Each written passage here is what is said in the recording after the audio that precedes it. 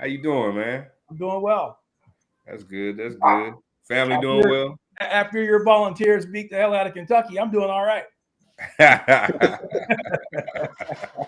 Hey, we had to get it back, man. Y'all got us twice this year. Yeah, that's true, man. That's true.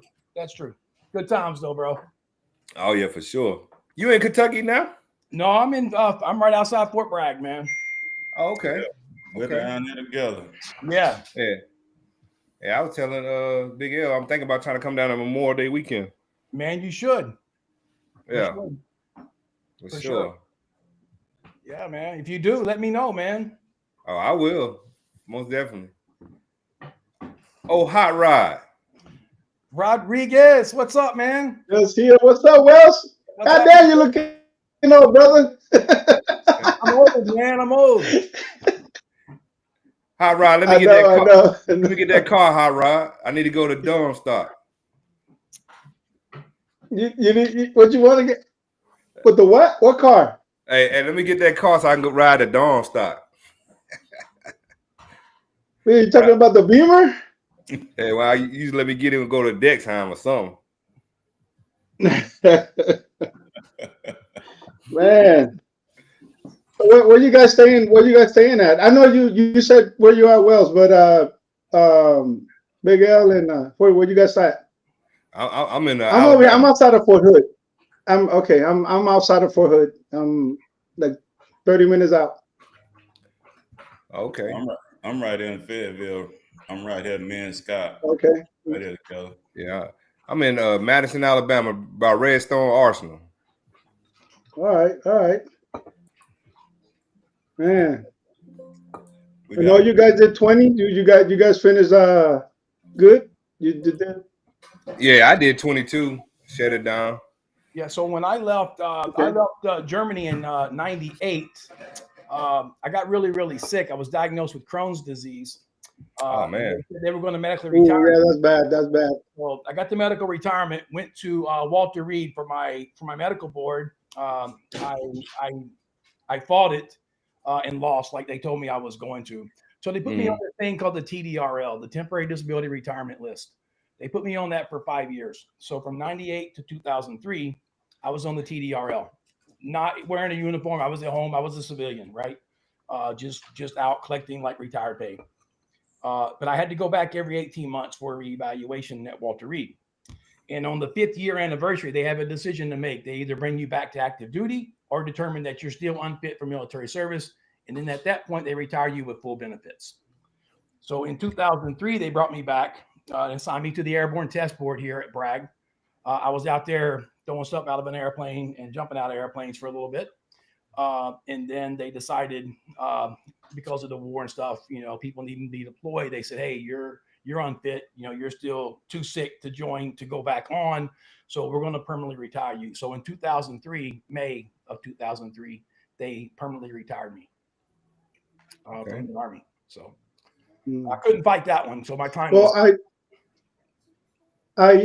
I tried for about 10 years to get rated, and I couldn't do it due to incorrect paperwork, not knowing what I was doing. And I was kind of fighting the system the wrong way.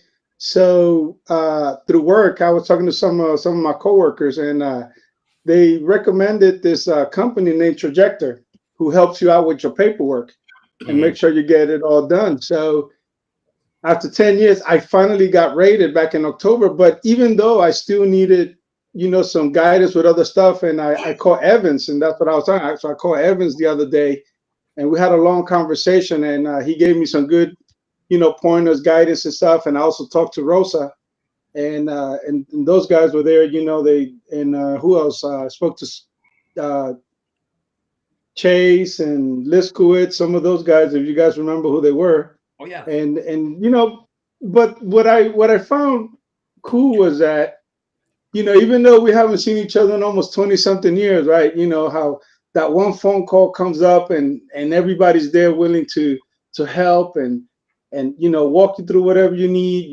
give you whatever information you need, regardless of whatever happened in the past, right? And I will always cherish that.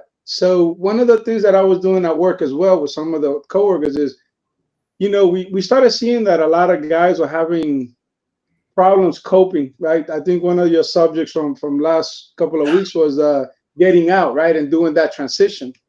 Yeah. And even though my local crew here is not just Army guys, I got one Army guy, one Navy guy, and two Coasties. And we get together, we have a drink, we smoke a cigar, kind of like talk about things. We do our own in-house therapy, and they help out with VA stuff. We try to go to small events, but it's that camaraderie, man. You never lose that. It's always there, right? Regardless of whatever happened or whatever you're going through. And I love that. I miss that. I miss that a lot. So seeing you guys doing this, that's why I was giving you props, right? Yeah. Doing this, keeping it positive, talking to people, helping guys out. That means a lot. I need to keep this up. Oh yeah, appreciate it. Yeah, absolutely, man. We appreciate that, man, and we're gonna continue to push out good information, you know, Yes, good information. and sisters, like for instance, this shirt I got on, I'm going to Operation Man next week. I got a procedure that they're gonna do on my knee, that I couldn't get done through the VA, and it's an invasive surgery. It's not something crazy that they got to do, but they're gonna pay for my flight, me and my wife, to fly to Los Angeles, um, to the UCLA doctors. That's the ones that's gonna be performing the procedure. So through this organization, Operation Men is for veterans that were in, doing post 9/11 and things of that nature in there. And also, I take that back. They even got, Vietnam vets, and that's also going there. That's having procedures and things done. But it's a top. I've never had the type of care and attentiveness, to my needs and listening to what I have to say, and having an X-ray done or MRI done on a Monday, and having two doctors, talk to you about your MRI on Tuesday. That's the speed that they move, and I really do support, what they're doing for us veterans, because, they really do care, you know, even if you don't, like, if you and like me and my wife go there, they're gonna assign us, if we want a buddy to take us, to show us around LA. Say if we wanted to go to Venice Beach, our buddy would take us there. They'll come and pick us up at a hotel. All this, they're going to fly us there. They're going to put us up in a hotel. They also give you $150 in coupons to use at the grocery store that's directly across the street. That you just bring the food back to your room. Of course, they got the little continental breakfast in the morning if you want to do that. But and it's just wide open. It's just nice. It's nothing. They're not sweating you. They're not breathing down your neck. They're not killing you with a bunch of PowerPoint slides and things. That's my they're PowerPoint. yeah, death by PowerPoint. They're there to treat us, and they treat us with respect.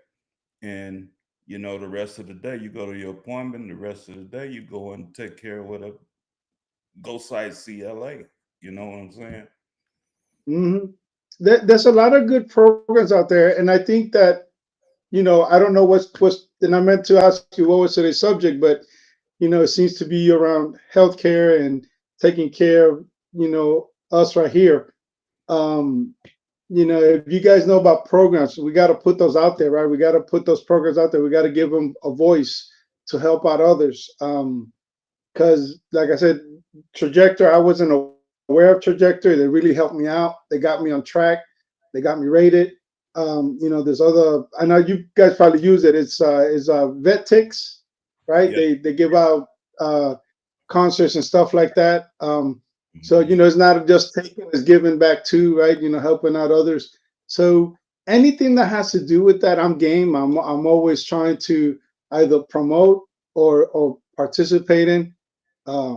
It's there's a lot of good programs out there, and I don't think they've been given a platform. So stuff like this always helps, man. Always helps. Well, I'm gonna tell you, Rob, for about the last 5 years, me and my wife, because my wife, she's also a veteran. She's retired to her Charlie as well. And we've been going to different programs, for us, because both of us deployed to Iraq together. So she has PTSD, I got PTSD. You got two people in the same house, 40, he could relate to that, what I'm talking about, and some of the other people that has, spouses that was in the military that deployed. It was rough, man. We almost wind up getting divorced. That would have been my third divorce.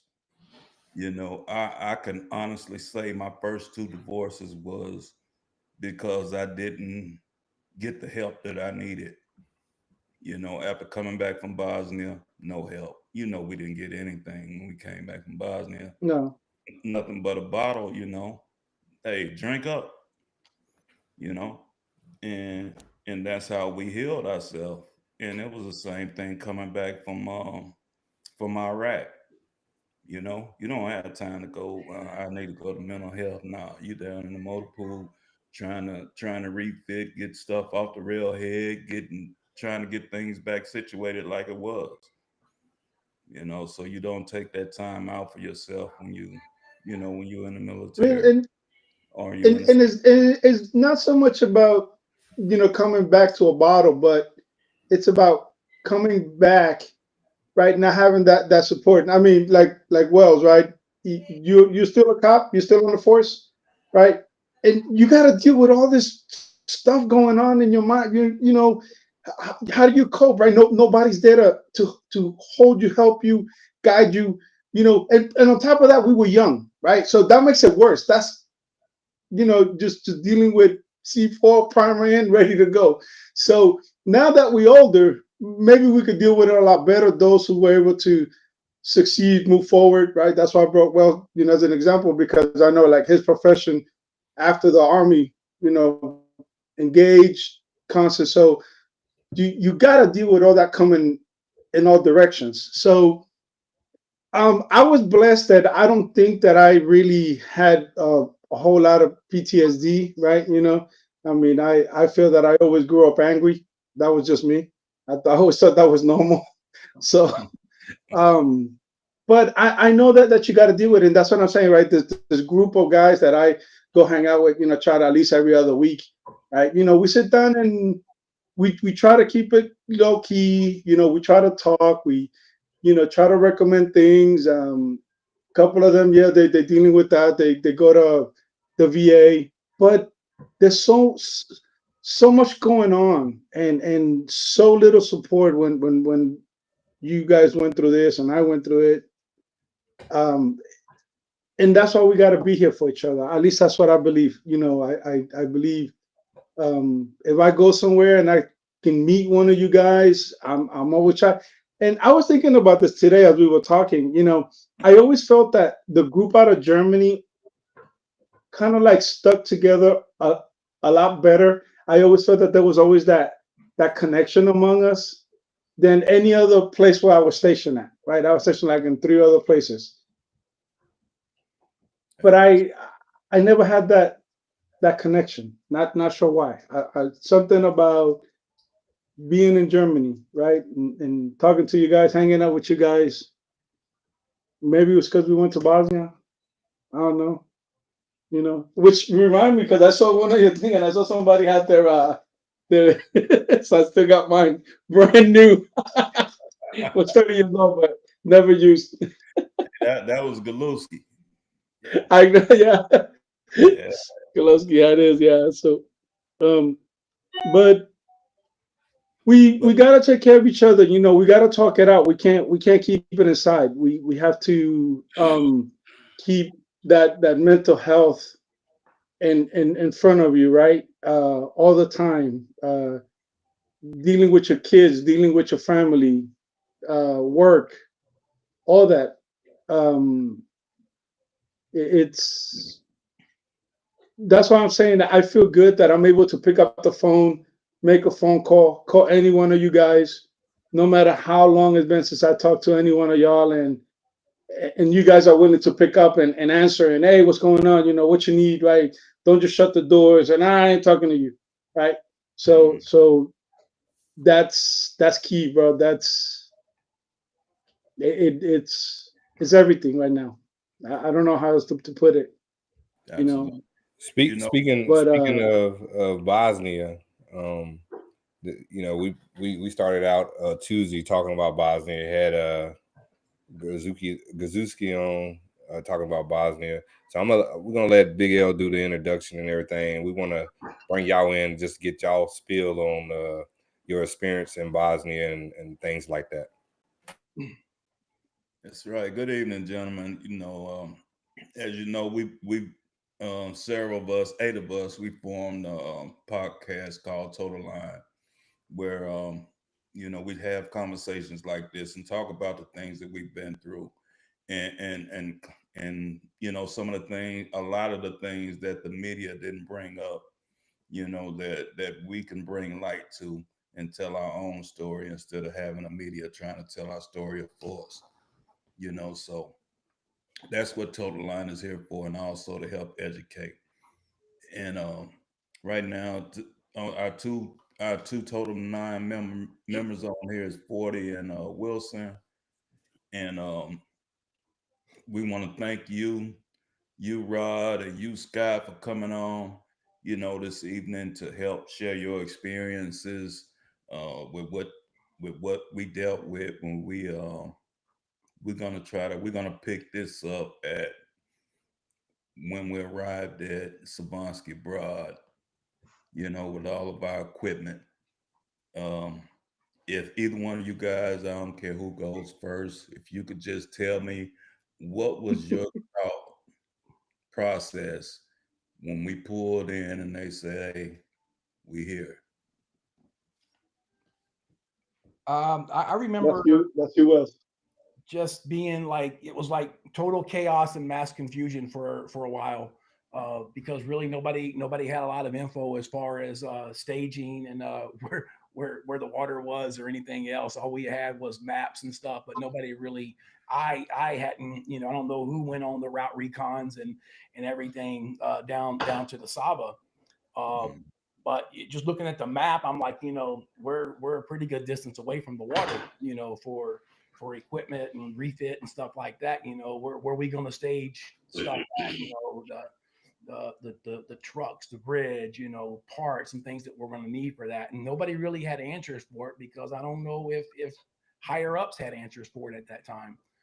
Um, but I remember going back a little bit further from that, just a month or so. Rob Madden and I, you know, Mad Dog, myself, Johnny Earl, and Scott Masters, we all came from Bragg together to the 502nd. We Yep. ran like our third or fourth day of replacement when Kidwell came and got us out of replacement. We got like 4 days of introduction to life in Germany, and we were pulled saying, "Hey, you guys we're getting ready to go to Bosnia." So, I mean, my wife and son hadn't got there yet. My son was like 2 months old at the time. They were in Hey, Hawaii. can I stop you right there? Can Sure. you tell me what was there? How did they deal with that? So it was again, you know, my wife she was, you know, 20 years old, had a 2 month old child. I did manage to get quarters for her, but no furniture had arrived yet. No household goods had arrived yet. She didn't know anybody, you know, because Madden's wife, I guess, was staying in Ohio with her family for a little bit until he got settled in Germany. So here she is, you know, 20-year-old with a baby, not knowing anything, didn't have a car to go anywhere to get places. thank God for Robert DeGroff. People can say what they want about Robert, warm, dry, and clean, because he was always going to be warm, dry, and clean. But he was also my section sergeant here at Bragg. So he and I had somewhat of a connection. Yeah. So, and I told him, I said, hey, Sarge, my wife is coming. Car's not here. She don't know anybody. He's like, hey, I got this. I'll take care of it.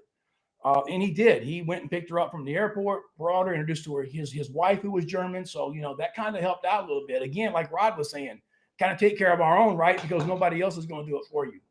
And you kind of like crawl, walk, run, and figure it out as you go. But hey, again, Scott, real quick, they call him dry, but he tried to drive that truck out the water. He got a lot of he got a little wet spot. Yeah, that's true, and he probably got 100% for that alone, because I know that messed him all up. He's got PTSD from that, I'm sure. Because what you want, but it's funny because my story was not too far from Wells, right? My first wife, she had just gotten there. She gave birth in Hanout right there. So my daughter was born in September, and we deployed in December, right? And she was upset that she was like, well, why can't you guys wait till after the 25th? Why you got to deploy on the 23rd? Right. And I was like, well, shit, I'm just an E4. I don't know. I go where they tell me to go. Yeah. So and it was that was, it is what it is, right? You were like, hey, be quiet. You were kissing your wife bye because they're saying, hey, we're leaving tomorrow morning, right? So you say that, and you got your baby, your son, and then you're coming back after 3 or 4 hours being away. You're coming right back to the house again. So it was a lot of that going on. And really, again, it was just the information that nobody had. I understand that. But Slavonsky Brod, it was just, in my opinion, as a young E5 at the time, it was just mass confusion. And you won't answer, troops won't answer. But we made it work. Well, yeah, but they're coming to you. But we made, because that group, it was you, Mad Dog, Heavy Nose, myself. It was a couple of more guys. We stayed in a little tent right there at the railhead to offload all these vehicles that were coming in. We didn't know when they were coming in. We didn't know, nothing, like no support, but we had to get it done. That's what we knew, right? So hey, I think Mad Dog took charge, and right, Wells was right behind it, and then the rest of us were following suit. So hey, bring it in. You know what we got to do? Get on that vehicle. And as the vehicles were rolling in, we were just waking up in the middle of the night going, hey, all that stuff needs to come off. All right, let's go. Right. There was no food. I think it was you had Cordier out there. Yeah, you had Dwayne Cordier. Cordier. That's it. Yeah, Cordier. So yes, and because I remember Cordier marching us down the road to go eat at this mess hall that somebody had given for us to eat, right? So there was a lot of that. So it was kind of like shooting from the hip, but as soldiers trained and knowing that, hey, we got to get the mission done regardless. A lot of times we knew to put that behind and listen, somebody dropped the ball, but hey, it doesn't mean that it's a showstopper, right? We got to get the show going. And so I think that's where that leadership comes in. That's where that maturity comes in. And we saw that, and that those little scenarios like Scott was talking about, they brought that leadership, they brought that maturity in and put it in play. And I want to say it worked, because at the end of the day, we got the mission done, right? So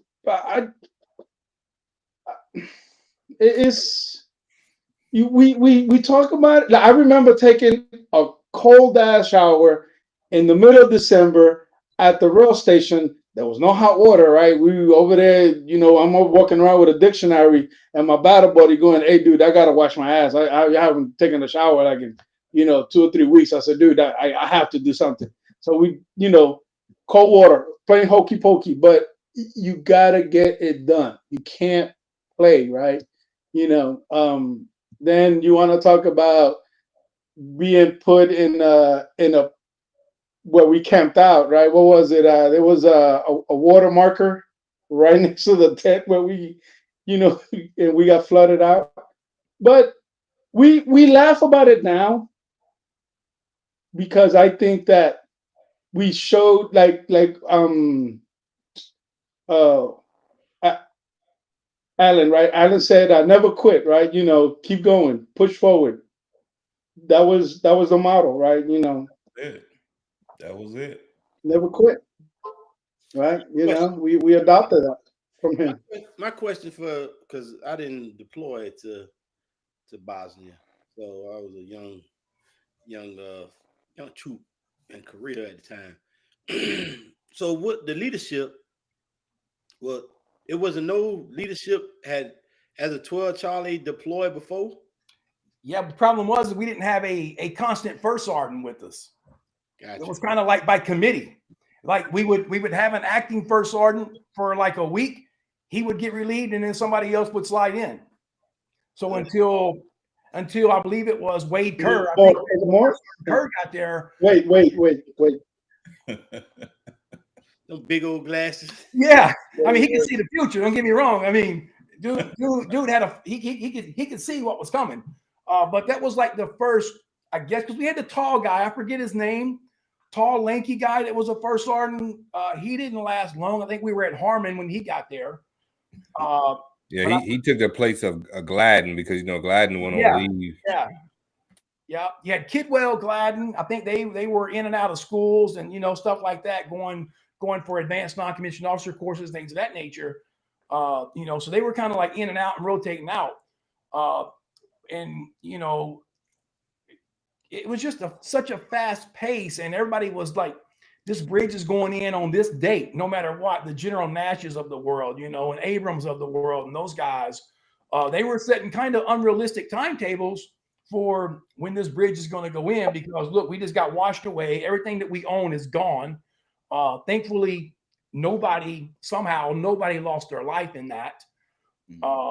Because that was crazy. I mean, when you go to sleep at 2 o'clock in the morning, you wake up a couple hours later, and water up to here, and then 30 minutes later, it's at your waist, and you're like, okay, we got to get the hell up out of here somehow, some way. But where do we go? And I remember once the flood happened, and our stuff is still underwater, and you can see the exhaust ports coming out from the trucks and stuff that were still underwater, the Connexes and stuff, with all of our equipment in it. The personal equipment was gone. Whatever you had in your rucksack and duffel bag was kind of like you either had it and it was waterlogged, or it was just washed away. It was gone. And you literally had what you had, what you were wearing at the time, for ever how long you were able to get some clothing that was warm, that may have been dry, or it was donated by somebody somehow, somewhere. And there was zero time for bitching because the mission had to get done. Yeah, like Will said, it was one of those things that the bridge is going in regardless. We don't give a shit what's going on over there. That bridge needs to go in. Quit whining. From my put your big boy pants on. Get it on. Yeah. So from my perspective as an E5, the whole thing was done by the folks like Larry Wells, the E6s of the world at the time. That's who picked the ball up and ran with it. Because to be brutally honest, the troops trusted those guys more than they did anybody else, because they were kind of real with us. They got down on our level, spoke to a way that we understood what we had to do, and kind of left the higher ups kind of out of it, if you will. And the respect thing just kind of allowed us to kind of soldier on, to like dummy up and soldier on. Because as Rod was saying, that's that's your option, right? That's the only option. I'm going to dummy up. I'm going to do this, even though it sucks. I'm cold, I'm wet, I'm tired, I'm hungry. But we got to get this done. Not for them, but for folks like Larry Wells and those guys. We're getting it done for them, right? And man, just like Rob was saying, having to, suck it up.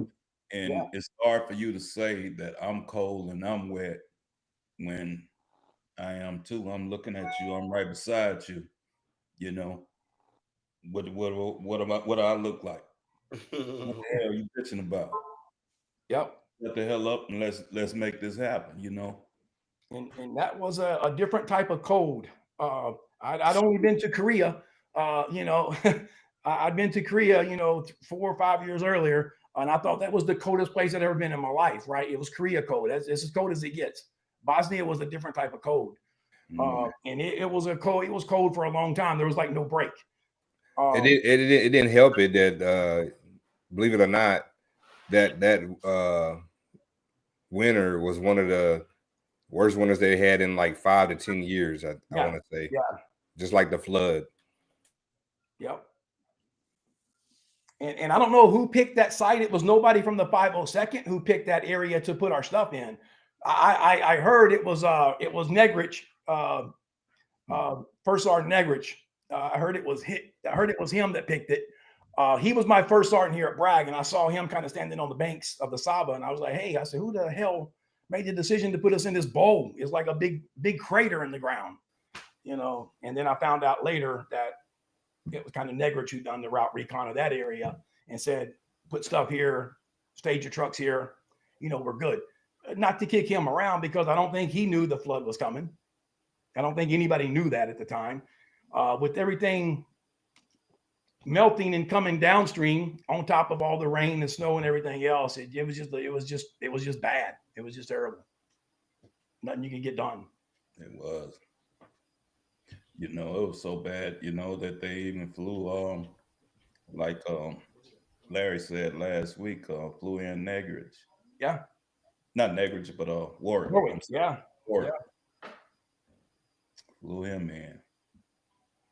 Hey, Scott, can you still talk a little bit about just, you know, a little things like you said that you was talking about your wife and being young and yeah. You know.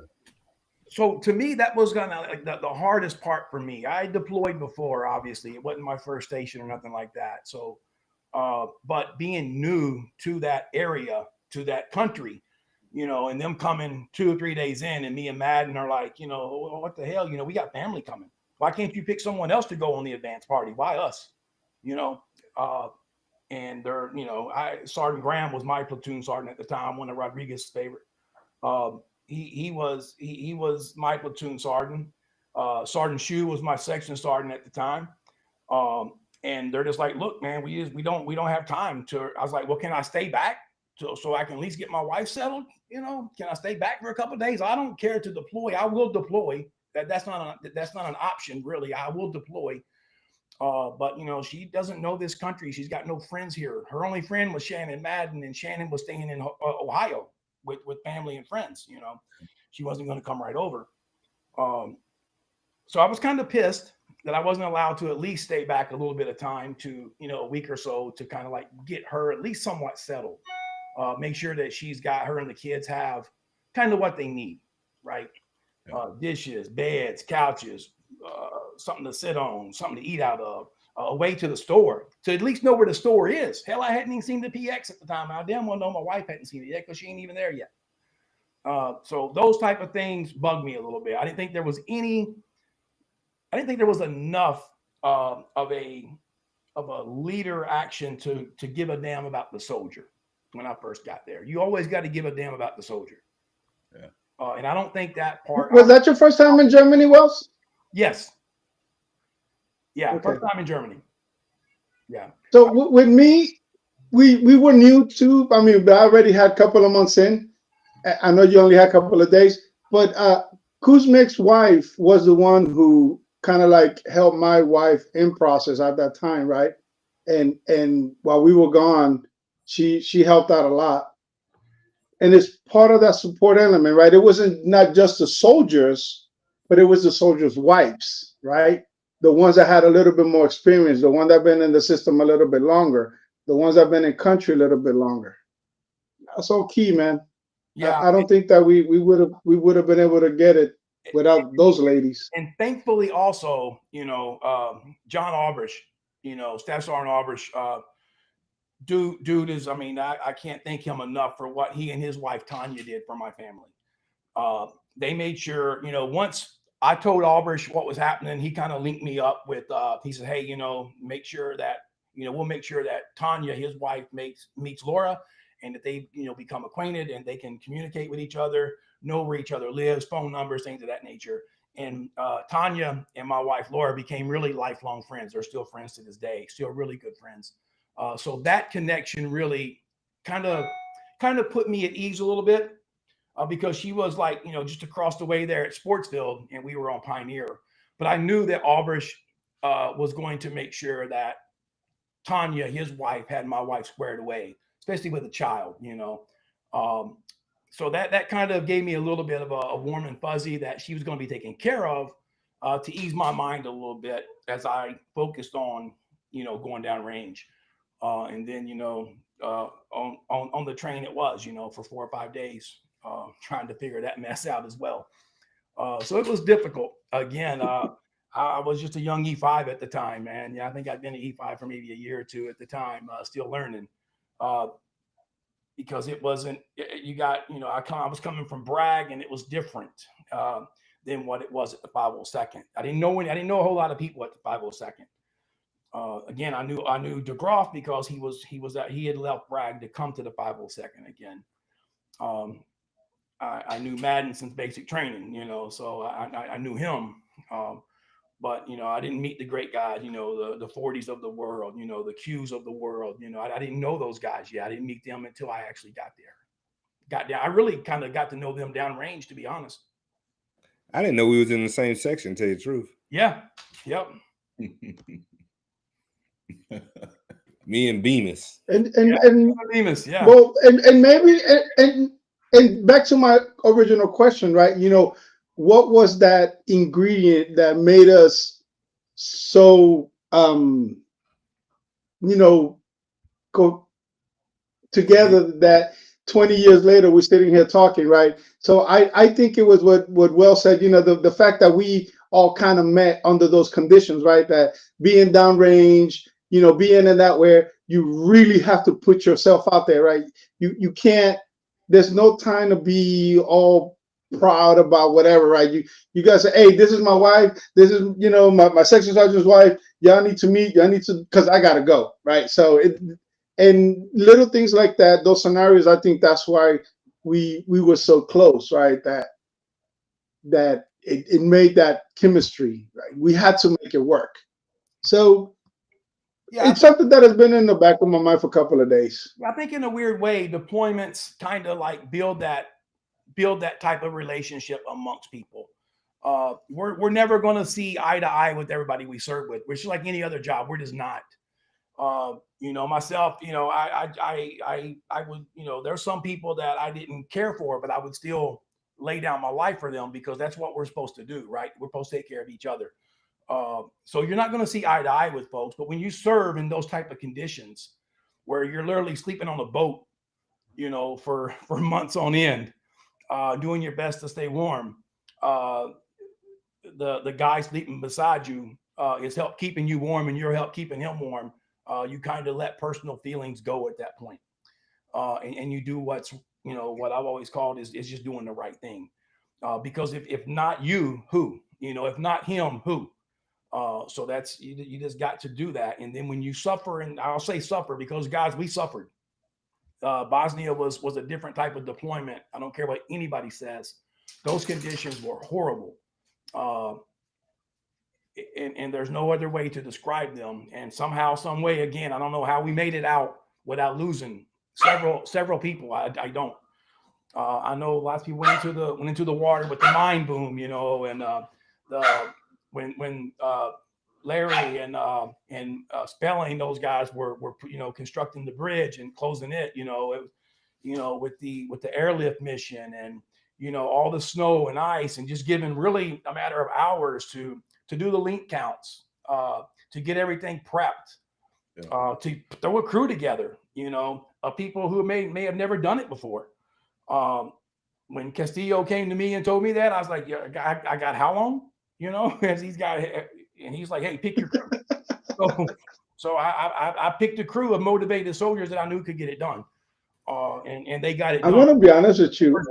I don't know how we didn't burn down one of those tents, one of those GP mediums in the camp. with all those kerosene heaters going. Cherry red. I'm still amazed. Not to cut you off, well, You know, I always plastic hanging. I always thank God. I think God always put people in the right places at the right time. I would agree with that. You came knowing airlift missions and things like that, even though it was a short notice for you being there, but you was there for the right moment and the right time to make that mission happen. You know, people are put in place. You know, we practice sling load on preparation going to Bosnia. Right. You know what I'm saying? But we also had a big rotation of people leaving before we went to Bosnia. Right. Yeah. You know what I'm saying? So Sure. I always, you know, when I think back to that, I always say that, you know, people are put in places. They don't know why they put there at that time and moment, but it's reasons why. You know what I'm saying? Yeah, that makes perfect sense. And this was my first ribbon bridge unit. You know, well, I was in Korea, but from the second day I was there, I was named the commander's driver. So I didn't put my hands on a ribbon bridge at all. Same with Rob Madden. I was like, you know, and they asked me, they said, well, who you think could be the first orange driver? And I donned Madden out because I wanted to be around Madden. And Madden became the first orange driver. So we were warm, dry, and clean in Korea the whole time. But I never put hands on a ribbon bridge. I think I forgot who I asked the link count was. I think I looked at a TM or something and said, okay, this is the link count, and then let's just get it done. And again, he thankfully Castillo, maybe it was the Ranger in him. He said, hey, pick your people. Instead of throwing together a crew for me, he allowed me to pick my people, and I picked the most motivated people around because I knew they could get it done in those bad conditions. Yeah. And it was also kind of a reward to allow them to do it, to give them that opportunity to do something that they may not ever get to do again. Yeah. Right. Because it was like a one-time deal, especially, you know, in those conditions. Man, there's some awesome pictures came out of that. You know, the one where who is it, Lovett and somebody else back to back. And the picture's running around. I seen it several times. I know it was Lovett for sure, but I don't remember who was. I know you were there. It was a couple of guys, but you know, and they talk about it to this day, you know. And I think somebody called me not too long ago because there was a documentary on military aircrafts, and they used that scene from the Sava with the Chinooks. Yeah. And I'll tell you how small of a Man. world it really is. I was at Fayetteville Police Department there, you know, 10 years ago, I guess, and I was working. We were going to do a search warrant, and one of the guys, one of the narcotics officers there, detective, was talking about the airlift mission in Bosnia during a break, right? And I said, what do you know about that? He said he was on the first Chinook. He was the crew chief on the first Chinook. Get out of here. And I said, get the hell out of here. No way. And when in the next day he came to work, he showed me pictures of him leaning out of the cat hole. And I'm still trying to get a picture because Lovett's looking right up at him as he throws the shackle on too. And I was like, man, I would love to have that. And he goes, that was you for real? I was like, I promise you, man, I'm not making this shit up. It was us. What a small world it is, though, right? Yeah. Small world. Yeah. But he was the crew chief on the very first Chinook that came in and hooked the bay up. Yeah. Yeah, we hooked some of them bays up without even putting the prong up. We on and jumping right off, keep it moving. Yeah, just slam it on and go. Yeah. Lovett still talks about it to this day, man. I mean, he was. Oh yeah, definitely. Yeah, he does. Yeah. Some bird hitting the top of my helmet, and I was like, I don't know what you're talking about, man. Oh man, the mission got done because of phenomenal soldiers, man. They were just in those conditions, right? If a soldier's not bitching, I've always heard he's not happy, right? Or she's not happy, and I can agree with that. As long as they're bitching and the job's still getting done, let them do it. What's wrong with that? Let them do it. You know, and they didn't have to perform.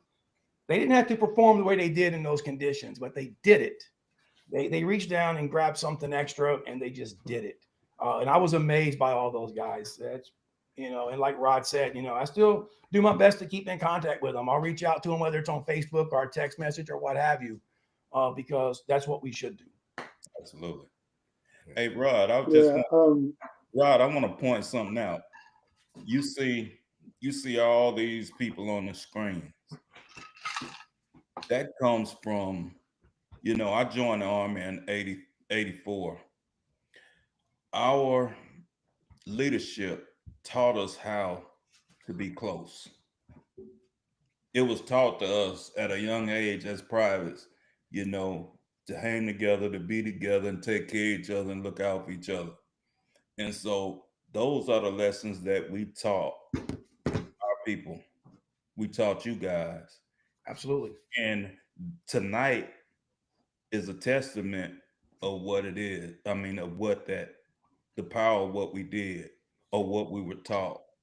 You know, we got all different generations on here from different eras, you know, on this call tonight, and people that's out there listening. You know, it's a testament from it was just something that was just handed down from generation to generations. You know, I don't know what it's like now. I heard it wasn't, they're not as close as we were, you know, but we're gonna have those guys on here also, you know, the new 12 Charlies that's out there now, you know, and give them a platform and let them come on here and talk to us old guys about, you know, what's going on, and, you know, and school us. And maybe we could hand down some nuggets to them, you know, and to help them. Well, I tell you what, Big Al. So my dad was a Marine, and he told me, when you join the Army, you are gonna meet lifelong friends. I must have been 17, 18 when he told me this, right? And a few years later, I joined the Army. I meet a bunch of guys. I mean, right here we are, like I've been saying this whole meeting, you know, 20 years, 20, 25, 30 years later, we're still talking, right? You know, and some of these buddies, Hernandez lives down the block from me, so he comes here all the time. You know, and that what you're saying, right? That lesson about take care of each other, it's still there and it'll always be there. It's just part of who we are, it's our culture. It's right. I can't separate that. I don't know how to explain it, right? You know, I'm always doing favors. I'm always, you know, helping somebody out because of that. You know, it's in our DNA, brother. You know, and something caught me. I didn't know that Creek and Larry knew each other from that far back, and how when Creek was a young guy, Larry kind of took him under his wing and kind of took care of him, right? And so that kind of speaks volumes about, you know, taking care of each other and making sure that, you know, Creek had what he needed at that time to be successful. And obviously it worked because he's very, very, very successful. I think Creek was just leaving Korea when I got there in 1990, or was getting ready to leave. Is that correct, Creek? Yeah, I was. Yeah, me and Walker were leaving when you were arriving. Yeah, I thought so. But it's like, you know, Madden and I kind of had that same connection, right? Like I met Madden on a cattle car. He was with Bravo 589th in basic training. I was with Alpha 41st. And I was a member of the Alpha Company basketball team, right? And we were the Fort Leonard Wood champions, right? And we beat the crap out of Madden's team that Madden was a member of. And they were walking, and our cattle car kind of stopped in Fort Leonard Wood on the back 40 and picked them up. So you got two basic training companies in one cattle car, right? Our separate cattle cars, but Madden just happened to be on mine. And he recognized me from the basketball game and started talking just straight shit, right? About me. Not anything bad, just kind of like talking smack. And we got in each other's face. And that was the last I seen of him for a couple months. And I go to Fort Campbell, my first duty station. And the first person I see at replacement was Rob Madden. and we kind of hooked up. And I joined the Army to get away from Kentucky. And my mom's house was like 22 miles away. So I took Madden home, and, you know, my mom took care of him, kind of took care of his young family, made sure he had what he needed and those type of things. So it kind of goes back to Well, I think everybody did that. I think everybody took somebody home as your battle buddy, right? Because I remember doing that, and you guys may not know him from Korea, but Berrios, Edwin Berrios. I think he was in Korea probably at the same time. We all kind of do that, and it was like, hey, let's go. What you doing this weekend, right? Make sure that nobody stayed home or in the barracks when not needed, right? Take care of that. But it goes further because Madden's own son, Chase, was an MP right here at Fort Bragg. And when Madden called and told me that, first thing I did was I went to Fort Bragg. Rob gave me the address, and I went and made sure Chase was okay, that he always had what he needed, right? Just that closeness. Yeah. It's almost my duty to make sure that Chase and his young family were always squared away. For the 3 years they were here, he was always squared away. Yeah. That's just what we do. But you won't see that in the civilian world. You will not see it. No. It's just no. I always say we a different breed. We built different, and I give you a quick sample. So I was in New York a couple of weeks ago, right? And I'm sitting at a cigar lounge, and I'm sitting there with my son. We're having a conversation, and I'm smoking a cigar, having a drink, and this guy sits next to me, and he looks at me and he goes, "You probably military, ain't you?" And I start laughing. And I go, yeah, I am, So I break out my VA card. And so does he. He breaks out his card. And man, we were talking like we known each other all our lives, right? But it's that thing, it's that camaraderie. That's what I'm saying, right? It's that thing. And so talking about young guys coming in, and so when like Rosa, when Rosa came in, right, and he came to Germany where he was a young private, right? And when that guy made first sergeant, bro, I was so proud when he made first sergeant. I felt like I made first sergeant for him. Like, I can't tell you, I was happy for him. I was like, yes, to see somebody, and like Monday. I mean, like, look where Monday's at. What is he, sergeant major? I mean, he's writing stories. He's out there with first cab. When you see these guys come in as privates, man, and you see what level they're reaching, you feel proud. You can't help it but to feel proud.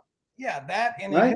At least that the 12 Charlie world was so small too. That kind of helped a little bit because when I graduated basic training, I had orders originally to go to Germany, but a week or two later they were switched. Fort Campbell was standing up a new 12 Charlie unit, the 41st Engineer Company at Fort Campbell, and unbeknownst to me, that my drill sergeant was Bill Force at the time. And he literally, when he found out that my orders were changed, he picked up the phone and he called Warwick, who was at 41st at Fort Campbell. And he told Warwick, hey, you got a damn good recruit coming to you from basic training. His name is Wells. Make sure you secure him.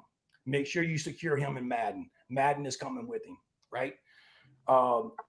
So Warwick was waiting on us, right? Warwick was pure hell. But when it come time to soldier, that cat soldiered like nobody's business. So again, the little small connections in the 12 Charlie world kind of help us out a little bit. And then when Forrest left the drill sergeant trail, he came to Fort Bragg, was my platoon sergeant. Then he became a first sergeant there at Bragg. So he was, kind of looked after me for the majority of my time there because he knew me and he knew that I was always going to try and do what was right, But it's those little things in the small 12 Charlie world that helps us. That helps you because if I go somewhere, if I go, we had a reunion here recently, and Creek and Wells were there with the 264th. It was if you mention somebody's name in the 12 Charlie world, somebody knows him. Yeah. Somebody knows her. Somebody knows them. Served with them, and can speak to them, and can speak of them. And normally it's almost always good. Because we just kind of look out and take care of it. Rod asked a question. I think you just answered it, Scott. The biggest thing that helped us out was not that we were small. When they started deactivating units, we knew we were all that we had. So it didn't matter where you came from. We didn't have a choice because no one wanted to be around us. We always fighting the MPs. We were always fighting the other Bravos. So it wasn't, but at one time it was 3 Charlie units on Fort Hood, and then they collaborated and condensed it all down. And when we ended up in Basel with y'all, we were me and Pargo was getting ready to jump into Panama, Jeff and Pargo. they rerouted us. They rerouted us back to Benny, and we had 72 hours to pack our bags and be over there with y'all. So when y'all had the first Chinook came in to pick up the first bay, we were on the other end trying to find another slip to get in. And I just think that to answer Rod's question on why 20 years later we're still like this, we all we had. And I think that kept us together because at the end of the day, there was going to be a fight. It wasn't going to be a fight of color. It's going to be a fight of Charlie's against whoever. And it's always been that way. That's a fact, man. Well, let me tell you something. And my first job out of the Army was with Acro. You guys know Acro? Yeah, we got people They on built that what was it, the 2000, the whatever it's called. Yeah. And I always been in a ribbon company. I was never in MGD or none of that. So Bailey to me was kind of new. I knew the basics. No real experience like a lot of you guys. But when I went over there, I embraced it. I learned it. I was doing it for the civilians. I did a lot of travel. I learned, and it was great. But the New York, going back to New Jersey, New York is what killed me, and I couldn't take it. So I ended up leaving the job after like 6-7 months and coming back to Texas. But it was like, and every time I was on a bridge site building one of these bridges, you guys, I felt like my crew was there with me, like you guys were there and building stuff. One of my projects was two 300 footers with 2 piers, double single, that was going across I-95 in Baltimore. And I was shitting bricks, because my boss put all this responsibility on me. He was like, go out there and build it. And I was like, shit, okay, and it was the double lane, right? Because these are the civilian bridges, double lane. And right, it's instead of manually pushing it, I got a bulldozer in the back. And I don't know if you guys remember that the crazy guy that went out to Bosnia to kind of teach us how to put these bridges together, but he was there, and so he's kind of walking me through the whole thing. We pushing this double wide 300 foot pushing forward, no nose, because we built the whole 300 feet out, and now we push it. So the nose was literally like 4 panels. When the first panel up, just for that fall, but just 3 panels back.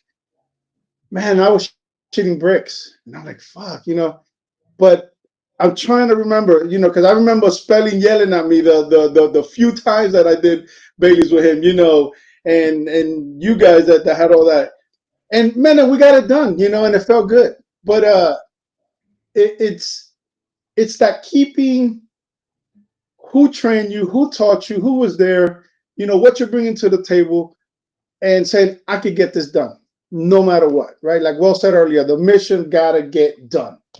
And that was always kind of how I went by it.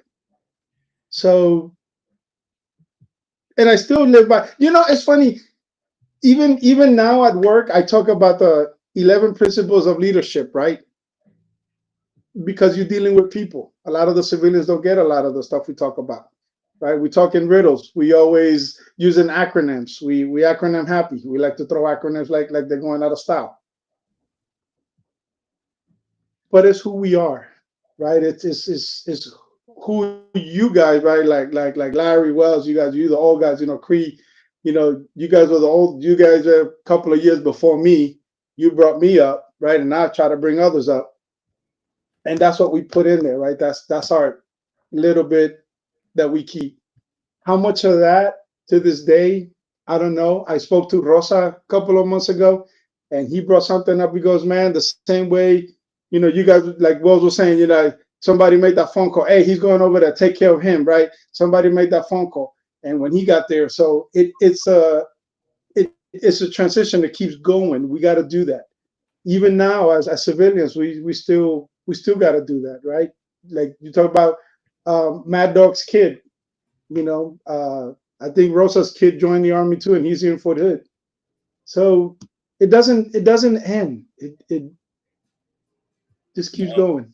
You're absolutely right. You know what? You mentioned something about being when you was working with Acro. And this brings me back to Bosnia when we were building the bridge over there with Warwick. And it was a fixed bridge. I've been ribbon bridge all my life too. My whole career I've been ribbon bridge. I'm just out there helper. But so Warwick wound up getting relieved on site. Like, hey, you're relieved. Son Wells, you in charge. I'm looking around like, what? Who? Me? It was just one of them situations. I'm like, oh, well, let's go. Let's do it. It was just one of them situations. You get thrown in that position, you swim or you drown. But luckily I had some people that was there that was, familiar with this big bridge. So, I leaned on them to help me.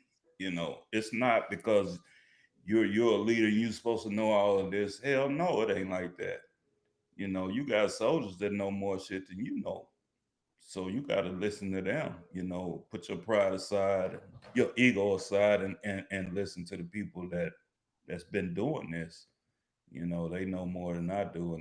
And I had Mad Dog out there. We got some pictures, got Cartier with the hook in his hand. that was our crew. And that was the bridge that we built that joker, first time. Hey. So now check this out. So you in E6, right? Yeah. Right? You in E6. I was E6 then. You've been in the service, right? You had some experience. You have people right there on site that knew what they were doing. Yeah. Can you imagine how terrified I was doing that same thing for a highway in Baltimore? No clue what the hell I'm doing, right? Just because I saw Charlie, these guys said, "Oh yeah, he can do it." I wasn't gonna say no. I wasn't gonna back down from the challenge. But I was shitting bricks, especially when that nose hit that first pier and that pier started leaning. I called my boss. I stopped the whole. I shut the whole site down. And they're like, "What's wrong?" And I called my boss. The tower's leaning. He goes, "It has rollers on it. It will push through. It will come back to place." And I said, "All right." So I'm waving the bulldozer guy. I said, "Dude, slow, but bring it in." I mean, as soon as it went up, it rolled back and it stood straight up. And I was like, "All right," But it's you have to rely on the training you've been given, the people you've been surrounded with. Like you were saying, right? You got to put that ego and that pride aside and lean, right, and say, "Hey, you got this, man. Move forward. You got it. Keep pushing." Absolutely. Man, we need more of these conversations, man. That bridge you talking about, Birchco Bridge? Yeah. Yes, Birchco. Yeah. Birchco. Yeah. But you looked it up, or you remember? Damn. Man, people were getting relieved left and right. All the upper echelon, all the people that was in higher position was getting relieved. Capofantry got relieved. It trickled down to the section sergeants. We were in charge. We ran the shit. I think that's when things got taken over. Because when that day that they relieved him up there, we were setting up and they moved Maldonado to that rack top position on top of the bridge that was blown up. Yeah. And that's when we consolidated. But it was all E6s and E5s running the show. And as a group, I tell me any other unit that could have came together with two different companies to accomplish one mission and not have a problem.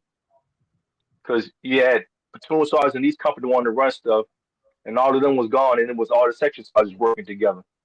Absolutely. I don't think anybody else could have done that. Don't forget the 16th engineers try to take over that whole site. Yeah, we got rid of him quick. I remember. He Yeah. said he was gonna kill me one day out there. I said, okay, you got the wrong person today, but all right. Man, it Big was tall redhead saw major. man, it was Well, I it never was ran. a whole lot of words being thrown on out there at that bridge It site. was.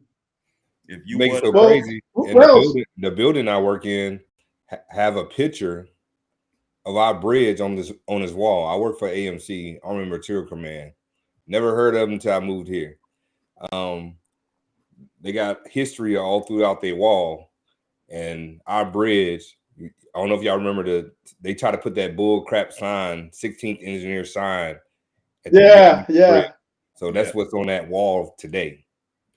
You know what I'm saying? So I ended up taking it down. yeah. Hey, Wells, you remember when we built that what was it, like an 8 float to cross that train head? Oh, the Yeah. locomotives. Yeah. Yeah. Yeah. Yeah, that locomotive. That was scary, bro. was on That that was first scary. one. That bad boy was Hey, load it up. that was scary because that sucker was very heavy. What was it? 90 tons, 94 tons, 93 tons, I think. Load it up. something like that. Yeah, it was Load it up. I crazy. like low ride.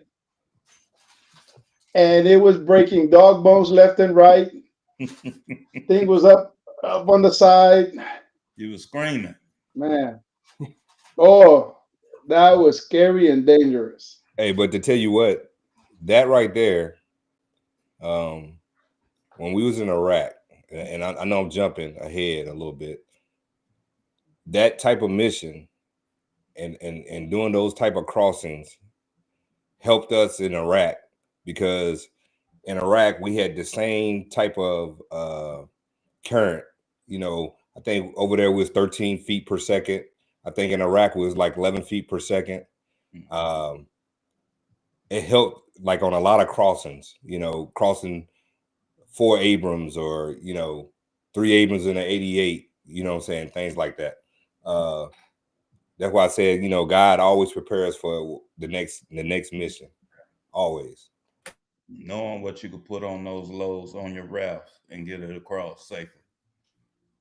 I don't think everybody knew that either. Yeah. And You I know, think the biggest thing that got me one night, I think we did our week rotation. I can't remember, was it 2 weeks or 1 week on, where y'all had a week or two, that we had a week or two, and I can't remember exactly when, but I don't know if y'all remember Smith. Smith was a diabetic, and his mom had sent him a case of Butterfingers and Snickers, and he ate them while we were on the bridge, and we got ready to change shifts, and he fell in the water. It was 2 o'clock in the morning,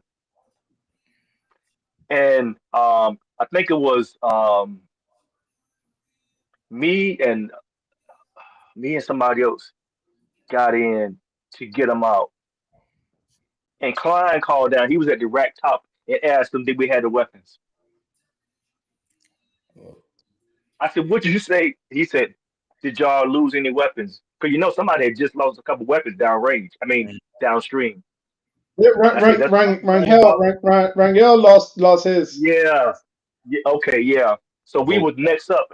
First thing Klein said, well, did anybody lose weapons? I said, okay, that's your concern. I'll be up there to see you in a minute, though.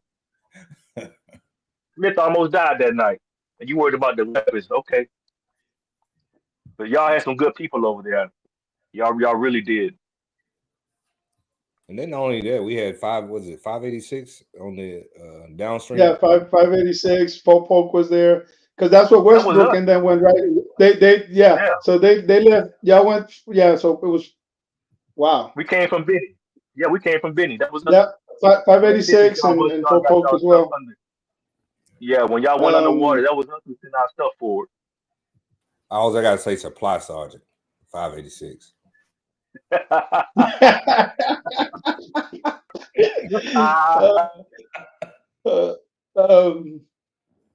Hey. So I got a question, and y'all got to be honest with me.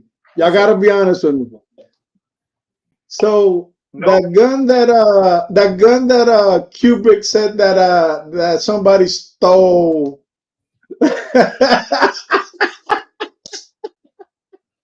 Why are you shaking your head, Russ? It was in his foot pocket when he left. I think he just didn't wanted us to go drink beer that night, and he just wanted to keep us. He said he lost his gun. That somebody you what, stole his gun. when we got back, because I was, the second time we went down because I ended up PCS in Germany and I was in 38, and Cubic ended up paying for me and him together. Ended up paying for 5 GP mediums and a couple of other things that they said was lost. Then after he did his inquiry and had to pay his no pay due, they found him a couple months later. Wow. Yep. All it had to do with Bosnia because there was something that didn't come back from Bosnia because we was on that 6-month rotation. Remember? Yeah, yeah. So, hey, I'm gonna try to get Captain Cubic on here, and Castillo said he was coming on Tuesday for sure. Yeah. He just confirmed that. Yeah, he was all right. He was all right. So you know how you Larry, you were talking earlier about some of the bad stuff. I always try to remember some of the good stuff, at least the stuff that made me laugh.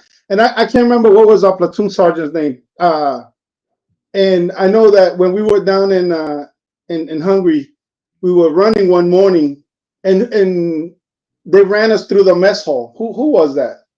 The first was it the first sergeant? No, the Captain Cubic. He ran us straight through the mess hall. Mm-hmm. Wow. And I laughed so hard that day because them mugs were mad as hell at us. And we took over the all beer them Air Force guys. We came back the next night we for took over the karaoke. beer tent one night. Oh yeah. We had company formation inside the beer tent. Hey, I'm telling you. That's true. That's true. That is true. And those are the things that I try to remember, right? Those are the things that I try to put on my wall, right? And Yeah. when we have these get-togethers, let's talk about those fun times. And it's like I blame Abrish for me hating Green Day with a passion, right? I can't stand Green Day. As soon as Green Day comes on, I get all, because that's what he used to wake us up with, right? And so, but those are the little things that I try to keep, in my heart, in the back of my head. Those are my memories, right? Rod, you Those answered are. your question again. I'll say, Rod, answer this question again. Why are we so close? Because we made light of everything bad that happened. If nothing happened in Bosnia that anybody talk about the negative, we only remember the positive, and that's why we're so close. I mean, we stood around the burn pit trying to stay warm. We was burning crap and burning people's clothes at the burn pit just to stay warm. Say, look, first sergeant, I don't even have no more long johns. Why not? I took them off when we burned them last night. Hey, we were straight refugees, man. You would think that was a horror story, but we made the best of it. I'm telling you. A 3-man stall. We had to cut and build, sit side by side. Hey, you guys. Who would think that would be a positive thing? But we made everything. Hey, pass me the toilet paper. Ain't no sit side by side. Hey, you got some dry drawers. Mine got holes. It's funny because I remember I had just gotten promoted to E5, man, and I'm down there, right? And we've been doing all this stuff going on back and forth, right? And we finally got showers in what was it in Harmon? Yeah. We had a nickname for it. What was it? The Tent City or something. I don't know. You guys have given it a name with a big no quit thing was. Anyway, so I remember telling Liskowitz, I'm telling, hey, go get a shower. Go take a shower, right? And for some reason, Liskowitz had a big old, black mark in the back of his neck, from dirt and whatever. And I remember smacking him upside the head, goes, hey, get a shower. Go and get in the shower, right? And like 20 minutes later, he comes marching back into the tent. And I'm like, bro, and Mark's still in the back of his neck. And I'm like, what the hell? Now get your ass back in there. Stay in there at least another hour. I don't want to see you here. Go take a shower. And And I laugh about it, right? You know, and I was talking to him the other day, and I mentioned it to him because that's one of those things that stay. You know, it's like camp, and I always like to talk to Kent. I'm a city boy. I grew up in New York, right? So to me, sitting down by the fire, watching Kent smoke a cigarette, telling all his hunting stories, dude, I was at the movies, bro. I was like, oh no, oh shit, you know, that was super entertaining to me. Like listening to Camp was, you know, my TV while I was in deployed. And I can hear some of his stories over and over, and I will still be just as amazed, right? Right. Right. You remember Croatian boy? I'm sorry. You remember Croatian boy? You give him Uh, $20. You give him $20. He run to the city and come back with pizza. oh, and people get us people, yeah. Yes, yes, yes. You know, and little things like that, right? I don't get to talk to with other guys unless it's you guys because of course, you know, it doesn't make sense to other people what we're talking about. You know, they may not find it as funny as we do, right? But those are my moments, right? You know, when we promoted Love It, you know, from what a E2 to a E4 right there on the spot, you know, things like that.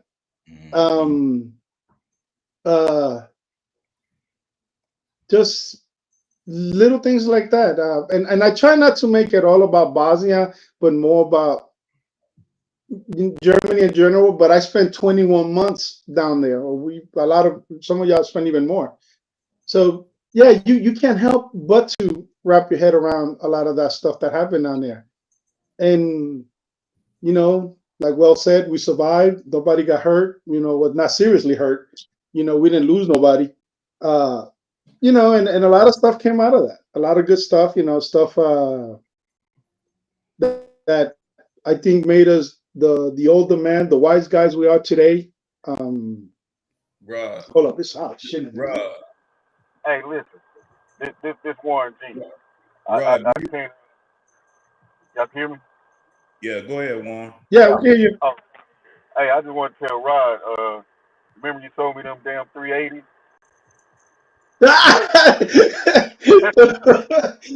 What did you do with those things, man?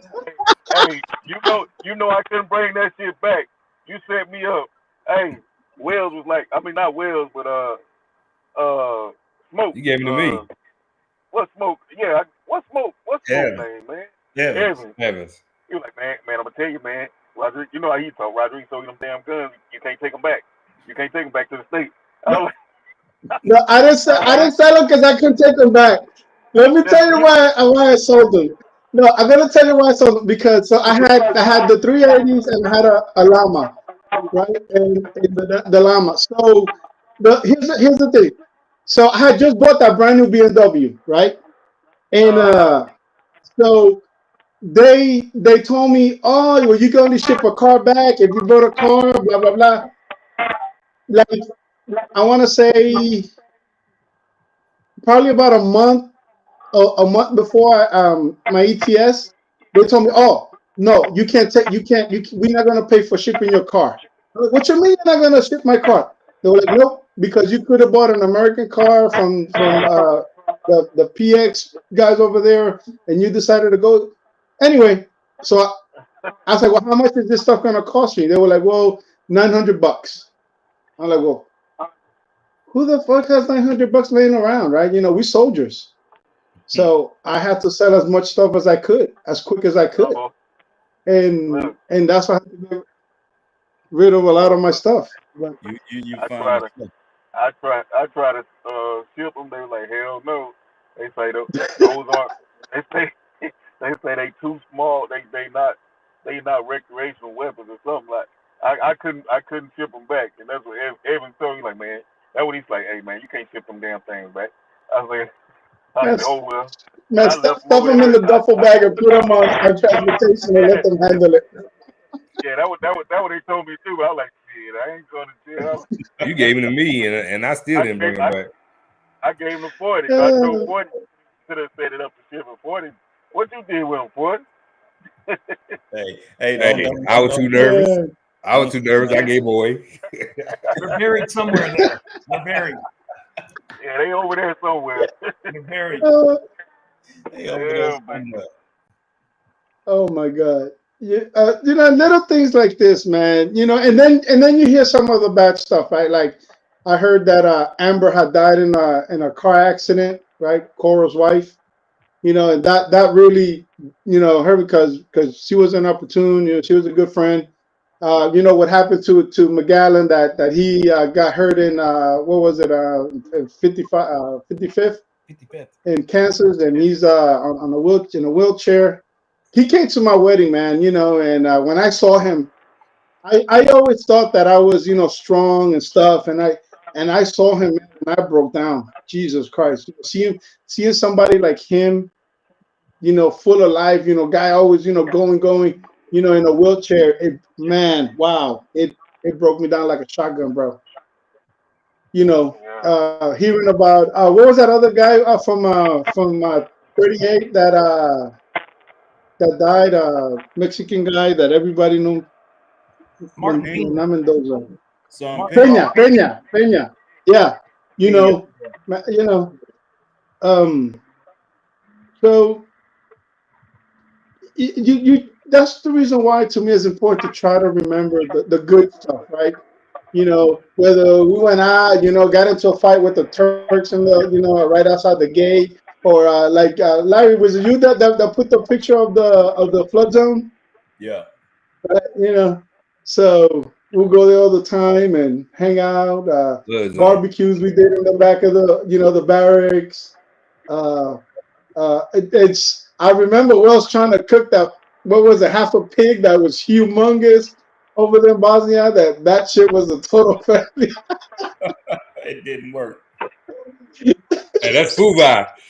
Oh, he had a half a pig. And that shit. Hey, he tried to cook that shit in the ground. I know, right?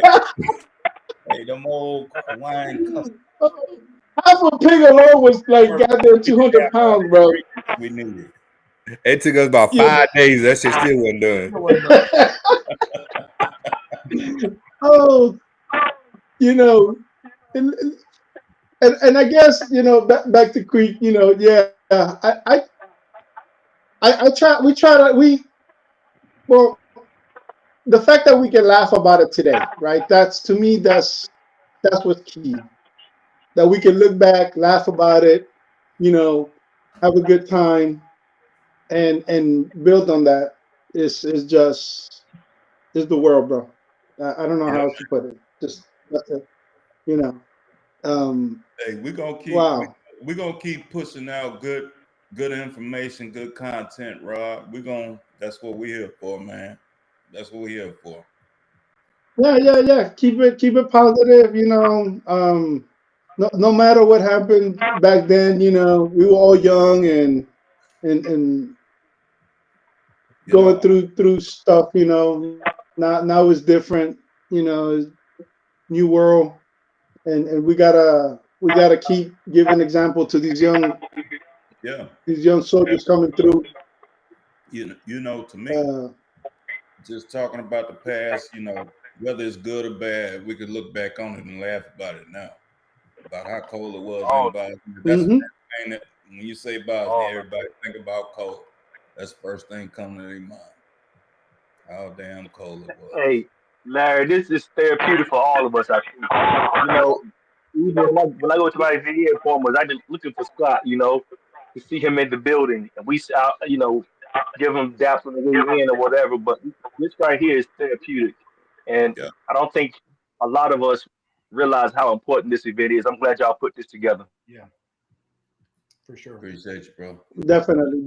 I agree. And that's why I said in my little comment, you know, it's about keeping it positive, right? You know, moving forward, having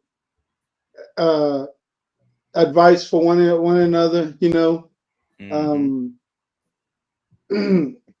how you coping with things. I mean, but keeping an eye on each other. Man. Keeping it positive real is better. because we make light of the negative stuff. We've never harbored any feelings towards each other where it wasn't good. So I know to keep it positive is one thing, but I want to keep it real because there were tough things that happened, and we still laugh about it to this day. Mm-hmm. You know, there's been times that all of us didn't really get along, but guess what? We came together when it was needed. Mm-hmm. We came together when it was needed, and we still together to this day. And it had nothing to do because the situation wasn't positive. The people we had in leadership wasn't positive. What Mm-hmm. we found ourselves in at those times were not positive. We just made light of it.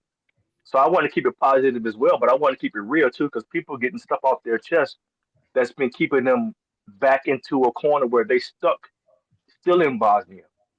This Mentally, is they're stuck therapy. still in Believe it or Bosnia. not, this is therapy. This, doing this, looking back, talking, letting it out, like you said, Cree, it's therapy. It's unprofessional, but to a certain point, it I think that I had a lot of these conversations, whether it's with veterans at work, and my old brothers from the Deuce. It don't matter. It still helps out, right? It's therapeutic. It's Mm-hmm. get it out in the open, talk about it. Maybe that you don't know. Maybe one of y'all need to hear something and uh, help you with whatever you're going through. I don't know. I don't mean I don't care, but I don't want to be in your business. But if I can help, I help. Right? Like I told you guys, I made a bunch of phone calls several months back, and every one of the guys that I called, they picked up the phone and they were there. And they helped me through my VA stuff, and I appreciate them. And I'm not saying that I didn't talk to none of you guys because I know, no, simply because those were the first ones that came to mind. And I'm like, yeah, I gotta call Ryan because I know that Evans is here, or he's here, he's in Houston, right? So I kind of called the ones that were close to me first, just in case they wanted to meet, sit down. But this is needed, man. We needed this. I'm You, you glad you guys put this together. you wouldn't believe it, man. Even the older soldiers, you notice that came in before me, they're saying the same thing. It's like, they've been old soldiers hung out to dry. They ain't got nobody to talk to. So we created this space where you could come on here, where we come on here and talk about the things that we did. And, you know, like this bridge, like this Bosnia bridge, this was a history making bridge. This was the world's longest military float bridge since World War II. So we made history building this bridge, and that's why it was so important, and we need to let people know, that we were the boots on the ground that made, all of this possible, from our conversations that we had about, you know, our upper leadership getting relieved, and it came down to E6s, a bunch of E6s from different companies coming together to put this mission together to build this historical bridge, and it's a beautiful thing that we were able to do that. And it wouldn't have been possible hadn't the people that were before me taught us how to lead, and how to talk to people, how to motivate people, you know. That's what was taught Larry, to us. And I want to share this because I don't know. I just want to share this. I think Bosnia being the largest bridge was significant, but I want to say this too. What was more significant about Bosnia for us as a MOS? I think Bosnia was really the shift change in our MOS. I don't know if y'all Oh remember yeah. mm-hmm. how we used to do demographic reports and how many people got promoted, how many people got uh, this. At that moment when all those reliefs took place, there were nothing but minorities in charge, and we had the opportunity to prove ourselves worthy or set the record straight and say, yeah, they were right. And because we have people that taught us, they didn't always teach us the right thing to do, but they taught us whether they did it right and we learned from that, or they did it wrong and we learned from that. We learned either way. But that was the moment where there was nothing but the Guzman, the Silvers, the Wells, the Walkers, the Evans, and the Maldonados had took over Bosnia. And that's why that picture you say for that you saw when they had 16 on it means so much to them, because it still eliminates us for having the credit. That's when all of us started making E5, E6, E7s, when that wasn't possible at first. We wasn't known to be credible till we did something like that. Unless we went to Ranger School, Cyber School, Jump Master Passport, all the without all of that, the leaders that we had that still made it came from Bosnia. We don't have that anymore. That's why Charlie's aren't as close as they used to be. But that shift changed. And then at that moment of the shift changing and mostly minorities taking over those positions, we had a choice. We could have chose to treat people the way that we would treat when we were privates.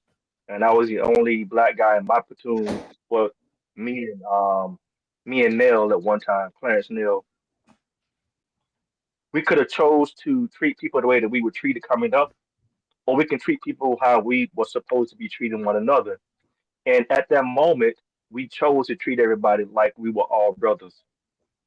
And that made the difference when the shift changed and minorities took over. Like I said, the Guzmans, the Rodriguezes, the Maldonados, the Wells, the Pagos, the Walkers. Because Poole was our platoon side, but Poole listened to us. And at that moment, everything changed for the 12 Charlies. And I hope that makes sense. I ain't want to ramble. It makes perfect sense, Creek, what you were saying, man. It makes 100% perfect sense. I never looked at it that way, but you were spot on with that analysis. Spot on. That's exactly what happened. I always looked at it like as you know, and I guess it's now because what I do for a living, but I don't think that the 12 Charlies were looked at in a particular way before Bosnia, right? They were like, yeah, you guys just building bridges, ha ha ha, you know, kind of like they never took it serious until this mission came, and then all of a sudden, oh shit, you know, because I've been talking to people and I tell them, hey, yeah, I was in Bosnia too, and you know, and I tell them, oh yeah, we built the bridge. Oh shit, yeah, I remember crossing that bridge, you know, and so it stays in the back of the head, and so it gave us a recognition that we much needed as an MOS, right? And I think that bringing all of those companies, all of those 12 Charlie companies in, right, and whether they were doing rotations, bills, whatever everybody was doing, I think that put it on the front line. They didn't know, but we knew. They didn't know, but we knew. And the thing about it is, the other MOSs learned their MOS, not realizing that we had to learn and do our MOS and theirs. So all of the Bravos only had to learn breaching, stuff like that, and attacking and move forward. We had to learn breaching, the demolition piece, and our MOS. No one else had to learn both. So when the things started taking place and we understood that, who else knew? And I'm talking to Scott. Who else knew? Because Scott was always in the inner circle no matter what anyway. But when the things took over that way, we knew everything that everybody else did. And in our MOS, we were our own S1. We were our own medics. We were our own mechanics in some cases. So 12 Charlies ran themselves because our company was 250 people. And most of us knew everything about everything. We just didn't have the opportunity to show it. Right. And once we did show it, they realized, oh, wait a minute, we got something here. Yeah, because the boat operators have to do their own maintenance.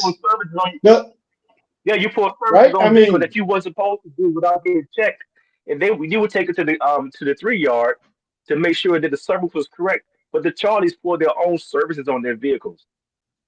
The Charlies, because Fisher at the time, Fisher ran our whole S1 section as a Charlie, and we didn't have any promotions, any leave, anything like that go error when you had other people who did, because Charlies did everything internal pretty much. Mm-hmm. And if you look at a Ranger Bat, that's how a Ranger Bat ran its operations. So we did everything internally. And if you're not proud of that as a Charlie, you're messed up, because we did everything on our own and everybody else had a MOS and we did everything. Hey, Creek, to bring it full circle, honestly, just talk about the historical part of the Charlies as far as that bridge. But we also was historically in charge of another bridge in a wartime situation in Iraq. Bring that up. A lot of people don't know that. That was another historic bridge, one of the longest bridges built since World War II, again, during a combat situation. You know, a lot of people don't understand the significance of what Charlies have done. And at one time, believe it or not, they were trying to phase us out like they was trying to phase out 12 Fox, or when they phased out 12 Fox. Yeah, absolutely. 40. Think about this, and I'm glad you said that. I don't think they do it any longer. But if you go back when we used to have the 5-day competition, you go back and look who the last team who won the 5-day competition for MGB. You know who it was? 38th. Oh yeah. In 97, O'Keefe Dickens. Dickens was the first female on the 5-day team. O'Keefe Dickens, Mac. I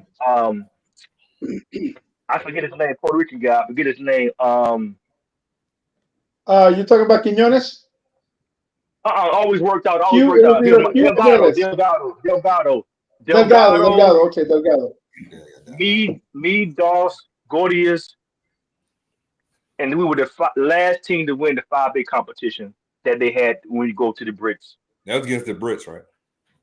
Yes, with the female. Yeah. Speaking so of we female, did some damage. They want to recognize that we did some damage. Anybody remember McCord or know where she's at? She's one of the first females we had in a British unit. You know who may? What's his name? Shorby may know, because I think I got Shorby on Facebook. Kevin Bemis will 100% know where she's at. Yeah, Bemis. Yeah, Bemis may know too. I will know 100% him or she.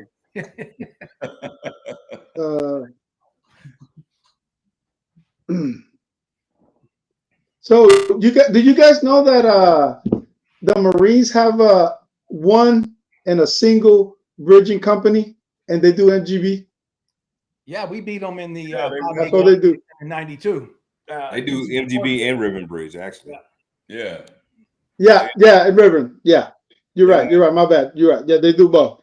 And so I met them in Honduras, in Sotocano. Somehow, some way, I end up down there. That's a drinking story. But anyway, and to my surprise, right, these guys show up there. They show up with their equipment. They don't go nowhere with their equipment. They showed up down there, and they were trying to do a small bill. And all these guys show up, no gloves, no Kevlar, shirts off, and they start building. And I nudged the captain, my captain, and I was like, "Hey,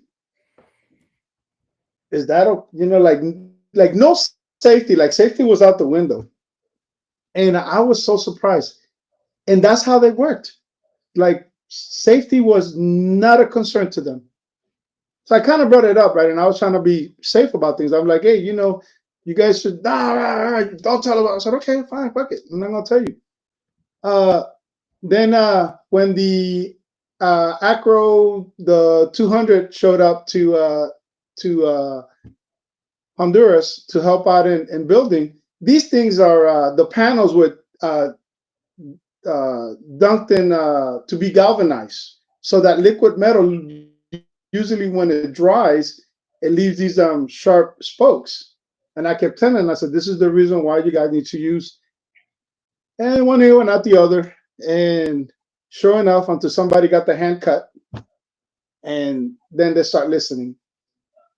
But to me, it was one of those where you look back and I go, okay, this is the reason why, you know, our section sergeants, our platoon sergeants, our squad leaders, you know, smack upside the head and tell us, hey, you know, can't do that, or you got to do safety. Hey, you got to look out for what you're doing. Hey, you know, be careful out there. And that would always stay with me, right? No matter what I do, no matter where I go, no matter what, you know, I'm teaching my kid, whether he's working on a car, you know, that safety thing, that taking care of, that, Mm-hmm. you know, make it to where we all go home, right? That nobody loses a finger. What was his that kid that lost his finger? Huguenin. Huguenin. Jesus Christ. Yes, right. You know, that sort of thing. In like you said, those are the Wells of Scott. You know, the Creedmoors, because 40 and I are from the same generation, right? We're a couple of years ahead behind you guys, but you know, you guys always making sure that we were safe, no matter what we did, right? I remember Cubic yelling at me because I wasn't wearing my seatbelt in the motor pool. Was I mad? Hell yeah, I was mad that he was giving me shit about it. But you know, at the end of the day, it was all about being safe, right? You know, and it's that looking back to the generation before us, right? Mm-hmm. And them making sure that we did the right thing, whether the message came across the right way or not. Because I think that's what you were talking about, Larry, right? You know, maybe they didn't have that uh, technical tactical way of saying things, right? But the message was the message, right? Absolutely. And how we received it made a difference. But hey, and I appreciate you guys for doing that, right? For doing like Rose was saying, right? Doing the right thing, right? That's what it's called. And you guys always make sure you put your foot in somebody's ass. You know, you smack them upside the head, push them in the right direction, try to keep them. You know, and I know that a lot of us were feisty, and a lot of us didn't want to do what we were told, and you know, we fought you guys a lot. You know, but I'm pretty sure you guys did the same shit when they were telling you what to do. So, you know, it's the law of the land. But we, Absolutely. I personally appreciate, you know, you guys a lot. You know, I may have not said it back then because I was young, naive about a lot of shit. But you know, the stories piled up, you know, about stupid shit that I did that Heavy Nose saved my ass from, you know, or Evans, and they didn't let me get in trouble. But we got to take care of each other Yeah, at man. the end of the day. But gentlemen, we appreciate you guys coming out this evening. You know, it was great. We're gonna shoot our last episode on next Tuesday at 7:30. And if you guys would like to tune in on next Tuesday, you're more than welcome. You have an open invitation. We're gonna have a couple of new people on here. John, he's gonna be on here. John Castillo, he's gonna be on here. We're gonna try to get Captain Cubic on here, and a couple more, you know, different people on here, so we can get their take on Hey, it. good seeing you guys. Thank you for the invitation. I appreciate it. Thank you. I I appreciate it. It really helped me.